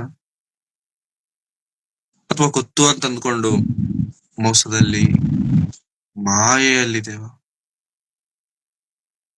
No, sir. Who is Jesus to you today? Who is Jesus to you now? Who is Jesus to you tomorrow? Who was Jesus to you yesterday? ನಿನ್ನೆ ಕ್ರಿಸ್ತನು ನಿನಗೇನಾಗಿದ್ದ, ನಾಳೆ ಕ್ರಿಸ್ತನು ನಿನಗೇನಾಗಿದ್ದಾನೆ, ಇವತ್ತು ಕ್ರಿಸ್ತನು ನಿನಗೇನಾಗಿದ್ದಾನೆ. Currency ಬದಲಾದಂಗೆ ನಮ್ಮ ಮನಸ್ಸುಗಳು ಕೂಡ ಬದಲಾಗ್ತಿರ್ತವೆ. ಒಂದೊಂದ್ಸಲ ಒಂದೊಂದ್ ತರ. ನಾವು ಬದಲಾಗೋದು ಬೇಡ. ಈ ಮರ್ಮ, ಈ ಗುಟ್ಟು ನನಗೆ ತಿಳಿಸಿದವನು ನರಮನುಷ್ಯನಲ್ಲ, he is the God almighty. ಪರಲೋಕದಿಂದ ಬಂದಿದೆ ಉತ್ತರ. Do we have answer? ಅವಾಗ್ಲೇ ಕೆಳಗಿನ ಸಂದರ್ಭದಲ್ಲಿ ಅವಾಗ್ಲೇ ಯೇಸು ಸ್ವಾಮಿ ಪೇತ್ರನನ್ನ ನೋಡಿ ಹೇಳ್ತಾನೆ, ಪೇತ್ರನೇ, ನಿನ್ನ ಹೆಸರಿನ ಮೇಲಿಂದ ಪೇತ್ರನಲ್ಲ, ಕೇಫಾ, ಬಂಡೆ. ಏನ್ ಸ್ವಾಮಿ ಹೆಸರೇ ಬದಲಾಯಿಸ್ಬಿಟ್ಟಿದ್ರ? ಎಸ್, ಬದಲಾಯಿಸ್ತೆ. ಯಾಕೆ? ನೀನೇ ನನ್ನ ಸಭೆಗೆ ಬಂಡೆ, ನೀನೇ ನನ್ನ ಸಭೆಯ ಪ್ರಾರಂಭಿಕನು, ನೀನೇ ನನ್ನ ಸಭೆಯ ಪುನಾದಿ, ನಿನ್ನಿಂದಲೇ ನನ್ನ ಈ ಹೊಸ ಸಾಮ್ರಾಜ್ಯ ಸ್ಥಾಪಿಸಲ್ಪಡುತ್ತೆ. ಇವಾಗ ನಿನಗೆ ಅರ್ಥ ಆಗಲ್ಲ ಪೇತ್ರನೇ, ನಾನು ಈ ಲೋಕವನ್ನ ಬಿಟ್ಟ ನಂತರ ನಿನಗೆ ಅರ್ಥ ಆಗತ್ತೆ. ಎಷ್ಟು ಶ್ರೇಷ್ಠ ಭಾಗ್ಯವಲ್ಲ ಪ್ರಿಯರೇ. 11 ಮಂದಿಗಿಲ್ಲ, ಒಬ್ಬನಿಗೆ ಮಾತ್ರ. ನೀವು, ನಾವು ದೇವರನ್ನ, ಯೇಸು ಸ್ವಾಮಿಯನ್ನ ಎಷ್ಟಾಗಿ ಅರ್ಥ ಮಾಡ್ಕೊಂಡಿದ್ದೇವೋ ಅಷ್ಟಾಗಿ ದೇವರು ಪ್ರತಿಫಲ ಕೊಡ್ತಾರೆ. ಆ ಉತ್ತರಕ್ಕೆ ಯೇಸು ಸ್ವಾಮಿ ಇಂಪ್ರೆಸ್ ಆದ್ರು. ಇಂಪ್ರೆಸ್ ಅಷ್ಟೇ. ನೀನೇ ನನ್ನ ಬಂಡೆ, ನೀನೇ ನನ್ನ ಕೇಫಾ, ನಿನ್ನ ಬಂಡೆಯ ಮೇಲೆ ನಾನು ನನ್ನ ಸಭೆಯನ್ನ ಕಟ್ತೇನೆ, ನಾನ್ ನಿನಗೆ ಪರಲೋಕ ರಾಜ್ಯದ ಬೀಗದ ಕೈ ಕೊಡ್ತೇನೆ, ನೀನ್ ಏನ್ ಮುಚ್ತೀಯೋ ಅದು ಮುಚ್ಚಲ್ಪಡುತ್ತೆ, ಏನ್ ತೆಗಿತೀಯೋ ಅದು ತೆಗೆಯಲ್ಪಡುತ್ತೆ. ಎಂಥ ದೊಡ್ಡ ಅಧಿಕಾರ ಪ್ರಿಯರೇ. Just because of one answer. What is your answer today? ನಿಮ್ಮ ಉತ್ತರವೇನಾಗಿದೆ? Who is Jesus to you today? ಆ ಪ್ರಶ್ನೆಗೆ ಸರಿಯಾದ ಉತ್ತರವನ್ನ ತಿಳಿದುಕೊಂಡು, ಅರ್ಥ ಮಾಡಿಕೊಂಡು, ಕ್ರಿಸ್ತನನ್ನ ಹೆಚ್ಚಾಗಿ ಅರ್ಥ ಮಾಡಿಕೊಳ್ಳೋದಕ್ಕೆ ಪ್ರಯತ್ನಿಸೋಣ. ಕ್ರಿಸ್ತನನ್ನ ಹೆಚ್ಚಾಗಿ ಇನ್ನು ತಿಳ್ಕೊಳ್ಳೋದಕ್ಕೆ ಪ್ರಯತ್ನಿಸೋಣ. ಕ್ರಿಸ್ತನು ನಮ್ಮೆಲ್ಲರನ್ನು ಕರೆದಿದ್ದಾರೆ ಕೀಳಾಗಿ ಕೇವಲವಾಗಿರೋದಕ್ಕಲ್ಲ, ಉನ್ನತವಾದಂತ ಸ್ಥಿತಿಗತಿಗಳಲ್ಲಿರೋದು. ಅರ್ಥ ಮಾಡಿಕೊಳ್ಳೋಣ, ಕ್ರಿಸ್ತನಿಗೋಸ್ಕರ ಜೀವಿಸೋಣ.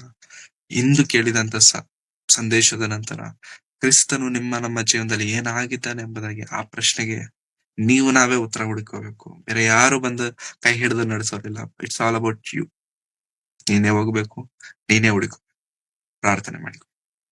ಪ್ರೀತಿ ಸ್ವರೂಪನಾದ ತಂದೆಯಾದ ದೇವರೇ, ನಿಮ್ಮ ಪರಿಶುದ್ಧವಾದ ನಾಮಕ್ಕಾಗಿ ನಿಮಗೆ ವಂದನೆಗಳು. ನಿಮ್ಮ ಮಗನಾಗಿರುವಂತ ಯೇಸು ಕ್ರಿಸ್ತನು ಪರಲೋಕದಿಂದ ಕಳುಹಿಸಲ್ಪಟ್ಟಂತಹ ರಕ್ಷಕನು, ವಿಮೋಚಕನು, ಆತನನ್ನು ಕುರಿತು ಕರ್ತನೆ ಕೆಲವು ಸಂಗತಿಗಳನ್ನ ಈ ಸಮಯದಲ್ಲಿ ನಾವು ಮಾತನಾಡಿಕೊಂಡಿದ್ದೇವೆ. ನಮ್ಮ ಜೀವನದಲ್ಲಿ ಕ್ರಿಸ್ತನ ಕಾರ್ಯವೇನು, ನಮ್ಮ ಜೀವನದಲ್ಲಿ ಕ್ರಿಸ್ತನ ಆ ಒಂದು ಕೆಲಸವೇನೆಂಬುದಾಗಿ ನಾವು ತಿಳಿದುಕೊಂಡಿದ್ದೇವೆ. ಈ ದಿನ ಈ ಮಾತುಗಳನ್ನು ಕೇಳಿದ ನಾವು ವ್ಯರ್ಥವಾಗಿ ಜೀವಿಸದೆ ನಮಗೋಸ್ಕರ ಭಯಭಕ್ತಿ ಉಳ್ಳವರಾಗಿ ಜೀವಿಸುವಂತೆ ಸಹಾಯ ಮಾಡಿ. ನಮ್ಮ ಜೀವನಕ್ಕೆ ಒಂದು ಅರ್ಥವನ್ನ ತರುವಂತ ವಿಷಯಗಳನ್ನ ತಿಳಿಸುತ್ತಿದ್ದೀರಿ ಕರ್ತನೆ. ತಕ್ಕಂತೆ ನಾವೆಲ್ಲರೂ ಜೀವಿಸುವಂತೆ ಸಹಾಯ ಮಾಡಿ. ಸೇರಿ ಬಂದಿರುವಂತೆಲ್ಲ ನನ್ನ ಮಕ್ಕಳನ್ನ ನಿಮ್ಮ ಕರೆಗಳಿಗೆ ಒಪ್ಪಿಸಿಕೊಡ್ತಿದ್ದೇನೆ. ಈ ಕಾರ್ಯಕ್ರಮವನ್ನು ನಡೆಸುತ್ತಿರುವಂತ ಹಿರಿಯರು ಎಲ್ಲರನ್ನು ನಿಮ್ಮ ಹಸ್ತಗಳಿಗೆ ಶ್ರಮೆ ಪಟ್ಟು ಈ ಕಾರ್ಯಕ್ರಮವನ್ನು ನಡೆಸ್ತಿದ್ದಾರೆ ಸ್ವಾಮಿ. ಅವರಿಗೆ ತಕ್ಕ ಬರಬೇಕಾದಂತ ಪ್ರತಿಫಲವನ್ನ ನೀವು ದಯಪಾಲಿಸಿ, ನೀವೇ ಅವರ ಜೀವನದಲ್ಲಿ ಕಾರ್ಯಗಳನ್ನ ನಡೆಸಿ ಬಲಪಡಿಸಬೇಕೆಂಬುದಾಗಿ ಬೇಡಿಕೊಳ್ಳುತ್ತಾ ಯೇಸು ಕ್ರಿಸ್ತರವರ ಪರಿಶುದ್ಧವಾದ ನಾಮದಲ್ಲಿ ಪ್ರಾರ್ಥಿಸಿ ಬೇಡಿ ಹೊಂದಿದ್ದೇನೆ ತಂದೆಯಾದ ದೇವರೇ, ಆಮೆನ್. ನಮ್ಮ ತಂದೆಯಾದ ದೇವರ ಪ್ರೀತಿಯು, ಕರ್ತನಾದಂತ ಯೇಸು ಕ್ರಿಸ್ತರವರ ಕೃಪೆಯು, ಪವಿತ್ರಾತ್ಮನ ಅನ್ಯೋನ್ಯತೆಯು ಸಹವಾಸ ಇಂದಿಗೂ ಎಂದಿಗೂ ಸದಾ ಕಾಲ ಕರ್ತನು ಬರುವ ತನಕ ನಮ್ಮೆಲ್ಲರೊಂದಿಗೆ ಸದಾ ನೆಲೆಯಾಗಿರಲಿ ಸ್ವಾಮಿ. Amen, amen, amen. Thank you very much. ಎಲ್ಲರಿಗೂ ವಂದನೆಗಳು.